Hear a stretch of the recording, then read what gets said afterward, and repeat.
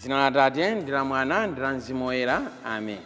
Tikulandireni abale ndi alongo mwa Ambuye pano patiyankhuleni Ambuye lero limene ndi lachiwiri pa 20 August 2024 limene mpingo ukutipempha kuti tisinkhesinkhe komanso tiphunzirepo poyambirira pa moyo wa Bernard Woyera amene iyeyo anali wansembe koma unsembe wake anawupereka kuti azisinkhasinkha za Mulungu pozamitsa moyo wake wa mapemphero moyo obindikira.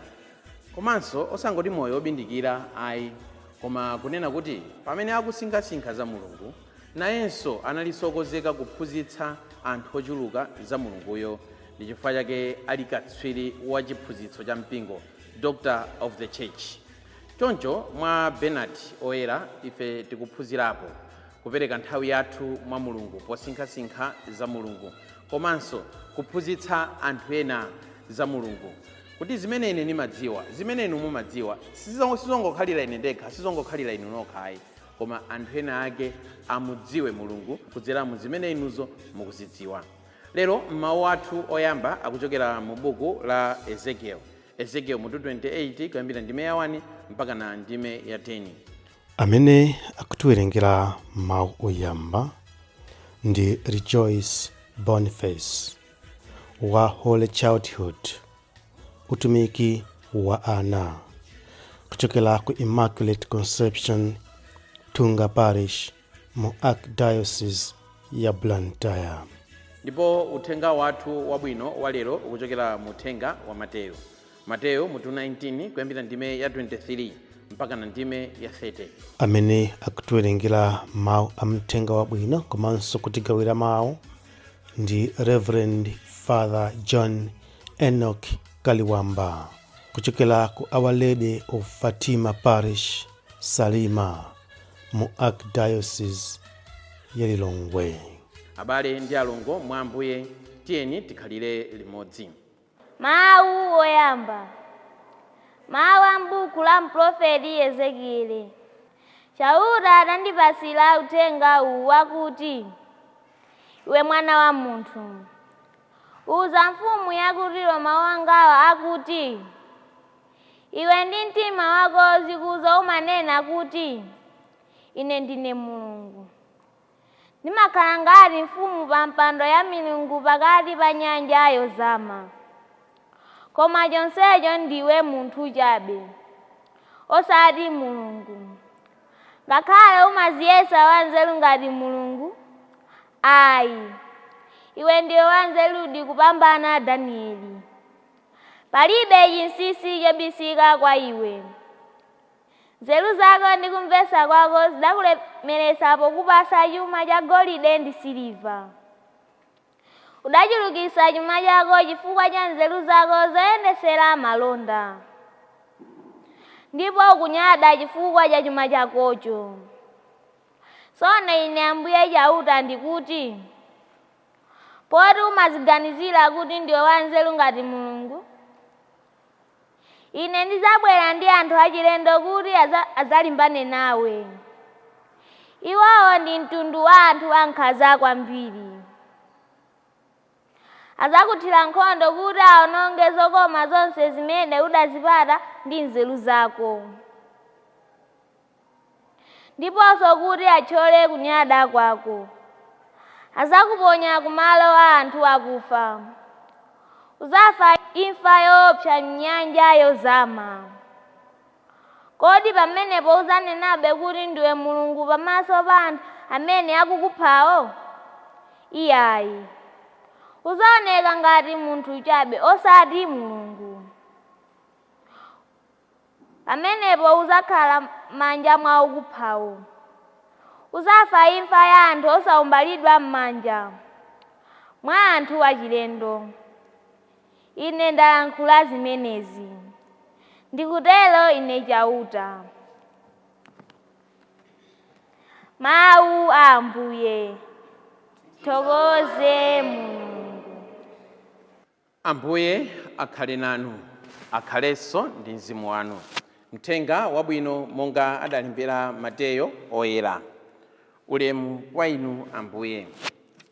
Yesu adauza ophunzira ake kuti, ndithu ndikunenetsa kuti n'kwapatali kwambiri kuti munthu olemera adzalowe mu ufumu wakumwamba, ndipo ndikunenetsanso kuti n'kwapafupi kuti ngamira idzere pakachibo kasingano kupambana kuti munthu olemera akalowe mu ufumu wa Mulungu. Pamene ophunzira aja adamva zimenezi, adadabwa kwambiri nati, tsono nanga angathe kupulumuka ndani? Yesu adawayang'ana nati, kwa anthu zimenezi nzosatheka, koma zonse nzotheka ndi Mulungu. Pamenepo Petro adayankhapo kuti, ifetu paja tidasiya zonse kuti tizikutsatani. Tsono ndiye kuti tidzalandira chiyani? Yesu adawuza kuti, ndithu ndikunenetsa kuti Mulungu akadzakozanso zinthu zonse, Mwana wa Munthu adzakhala pa mpando wake wachifumu ndi waulemerero. Tsono inunso amene munanditsatanu mudzakhala pa mipando yachifumu 12, mukuweruza mafuko 12 a Israeli. Motero aliyense osiya nyumba kapena abale kapena alongo kapena atate kapena amayi kapena ana kapena minda chifukwa cha Ine, ameneyo adzalandira zonsezo mochuluka kwambiri koposa kale, kenaka adzalandira moyo osatha. Komatu ambiri amene ali oyambirira adzakhala otsirizira, ndipo amene ali otsirizira adzakhala oyambirira. Mthenga wa Ambuye. Ulemu kwa inu Ambuye Yesu Khristu. Ndikumbukira bwino lomwe kuti ndili mwana, bambo anga anandipatsa ndalama ziwiri, mafafukwacha awiri a coin. Adandiuza kunena kuti ndalama zimenezi ndakupatsa lero la Mulungu kuti 5 kwacha ukapereke ku chalichi. Kenaka tikakatuluka ku chalichi 5 kwachayo pobwera ukadyere. Ndiye kumene timakhala, kumene ife timakhala timapemphera ku outstation. Ndiye panali mtunda ndithu wautali oti tiziyenda kuchokera kumene tikukhala kupita ku St. Philip, nthawi imeneyo ili outstation yautatu oyera. Ndiye pamene timayenda munjira masirabu, unfortunately ndalama zija zidapeza zoti zatayika. Ndiye tidazidikira sanga kuti ndalama zija zasoweka. Ndiye tidayamba kuyang'ana, tidayang'ana ndalama zija. Fortunately idapezeka ndalama imodzi, koma imodzi sidapezeke. Ndiye ine ndimadandaulabe, koma madala anandiuza kunena kuti usadandaule iyayi, ndalama imene yapezekayi imeneyo ukapereke m'bale, ndipo imene yasowayi tipezerapo ina imeneyo kuti ukadyere tikaweruka. Ine ndawayankha bambo anga noti musavutike, imene yasowayi imene sidapezekeyo ndiye ya Mulunguyo, ya m'baleyo, imene yapezekayi ndiye yanga yodyera. Nkhani imeneyi imandithandiza ndikamasinkhasinkha za uthenga umene ife tawerenga wa lero wachuma, kuti kodi kakondedwe kathu kachuma momwe inu chuma chanu mmachionera chingathe kuthandizani kuti mukapulumuke. Lero ndi tsiku limene wina aliyense akuyenera kuti atenge attitude yake towards chuma. Nkuona ano tsopano kuna kuti kodi ndimene chuma changa ndimachitengera, ndimene ndimachionera chuma, kodi chingathe kundithandiza kuti ndikapeze chipulumutso kapenayi. Mulungu adalenga zonse, timamva mu buku lija la Genesis, tidamva kunena kuti adazilenga ndipo adaziona kuti ndi zabwino. Koma zina mwa zinthu zimene Mulungu adazilenga nkuona kuti ndi zabwino zikusanduka zoyipa, osati chifukwa inona kuti ndi zoyipa mwa izo zokha ayi. Zikusanduka zoyipa chifukwa cha mmene ifeyo timagwiritsira ntchito zinthuzo. Mulungu adatidalitsa. Koma Mulungu adatidalitsa ndi zinthu zosiyanasiyana, ife tizifunsa kuna kuti zinthuzo timakhala nazo bwanji. Ansembe oyera adanena kuti zonse zimene ife tili nazo ni mphatso yathu, ni mphatso ya ifeyo yochokera kwa Mulungu. Galimoto ija ni mphatso yochokera kwa Mulungu. Nzeru zimene muli nazo ni mphatso yochokera kwa Mulungu. Banja limene muli nalo ni mphatso yochokera kwa Mulungu. Ndi Ansembe Oyera yemweyo amapitiriza kunena kuti mmene ife timakhalira nazo mphatso zimenezi imakhala no mphatso yathu kwa Mulungu.